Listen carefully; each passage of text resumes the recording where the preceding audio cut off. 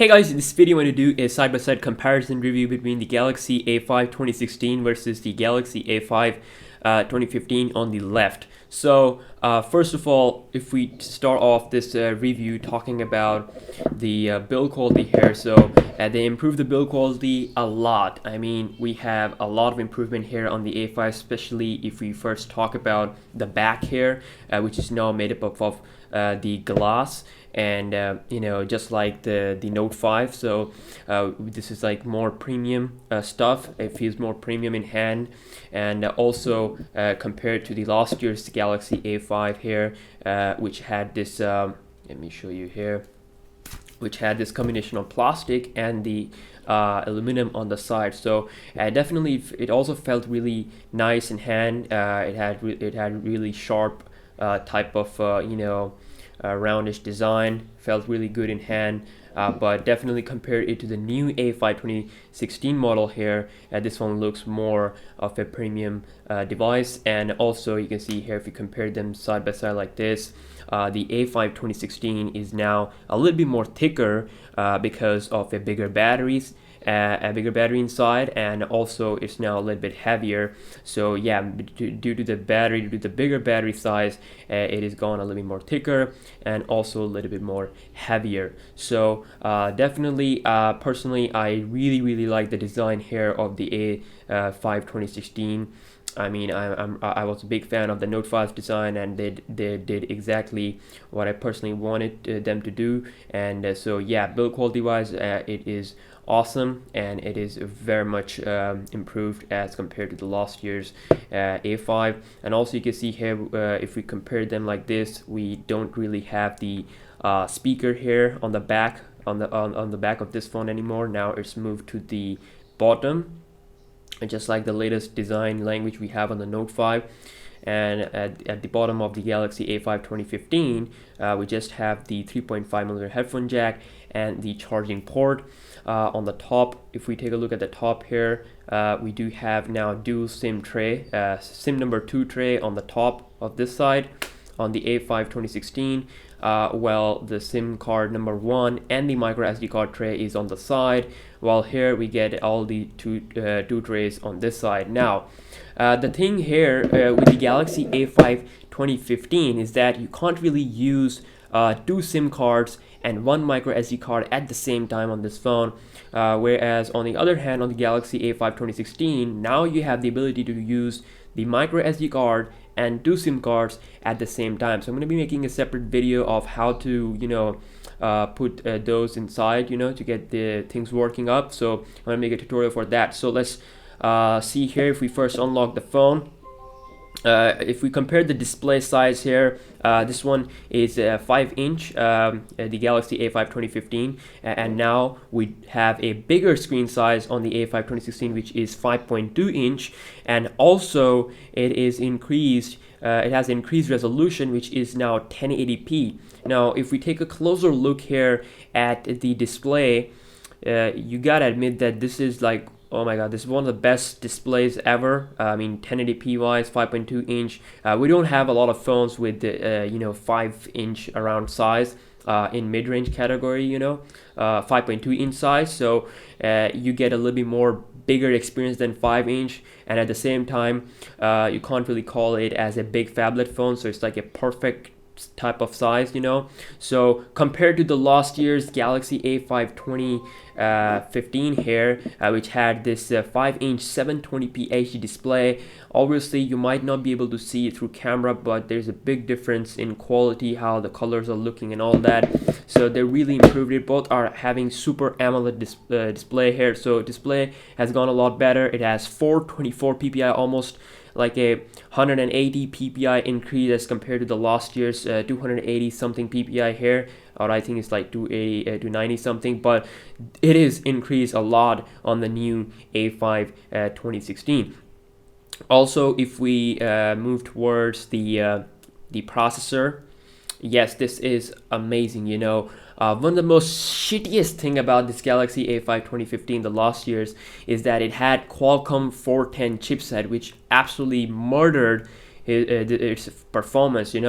Obviously, you can still see that if you have the Galaxy, if you have used this phone, it's nice for just for the mid-range. Just for the mid-range task like WhatsApp and doing all that stuff. But if you play games, it will lag, it will do shitty performance.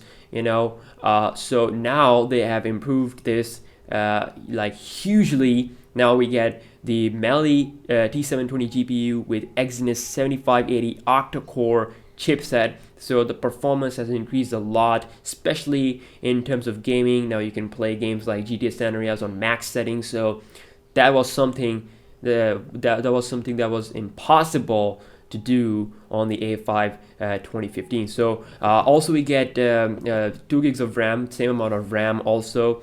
So I'm gonna be doing a separate speed and camera comparison, so make sure you stay tuned for that video. I'm gonna be putting the card here, so you can click on the I button to check that video out.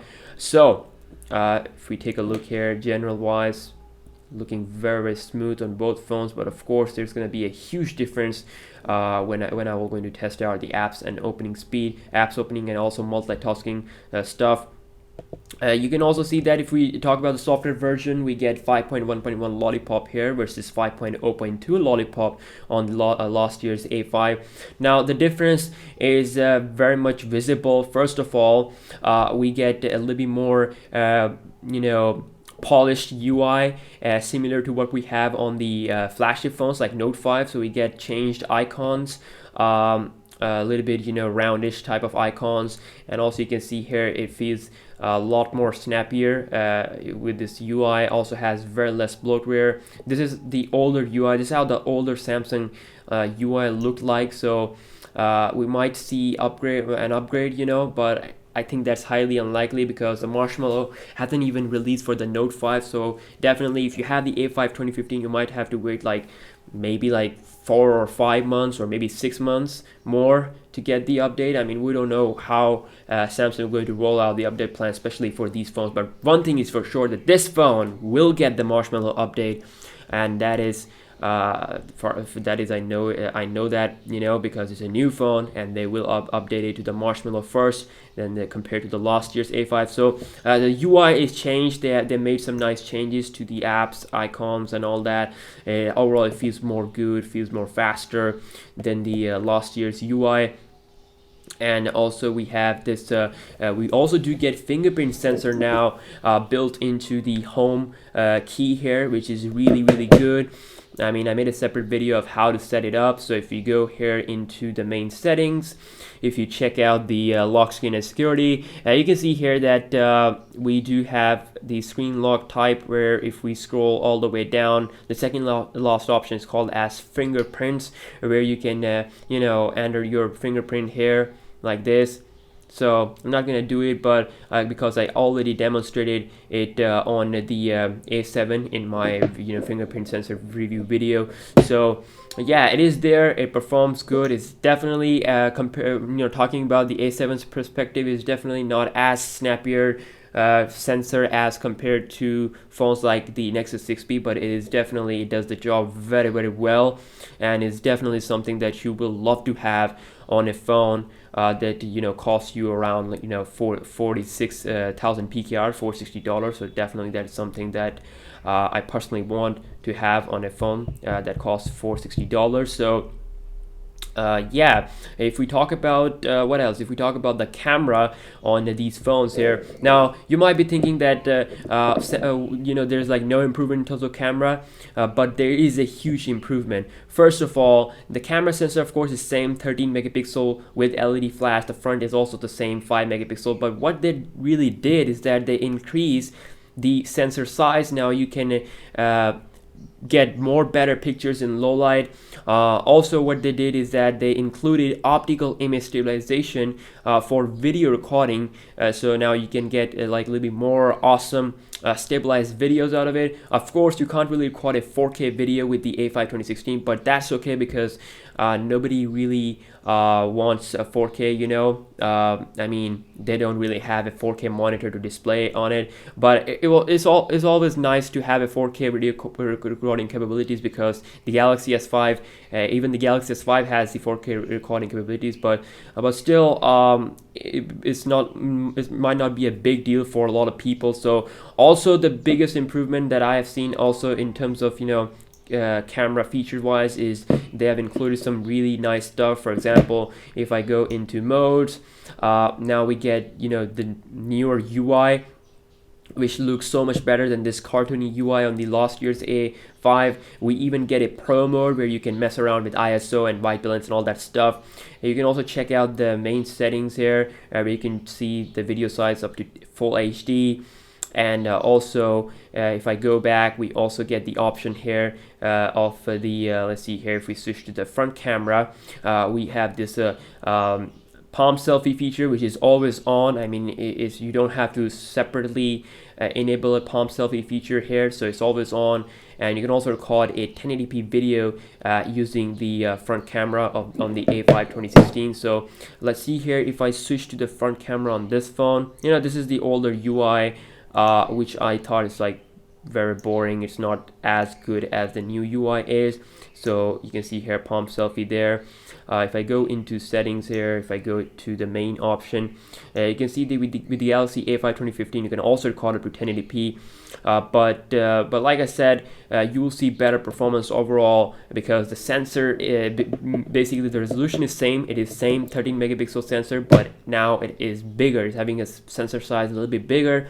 So like I said, better low light performance. So I'm gonna be doing a speed and camera test video, so you can click on the I button again to check it, and I'm gonna put the video there. Yeah, I mean, there are like lots of reason to upgrade to A5 2016. They have done it absolutely right, and I'm loving it. You know, I'm loving it, and I'm really using it a lot. It has 2,900 milliamp-hour battery. That's also a really big increase as compared to the 2,300 milliamp-hour battery of the last year's Galaxy A5 2015. So they have increased the battery life a lot.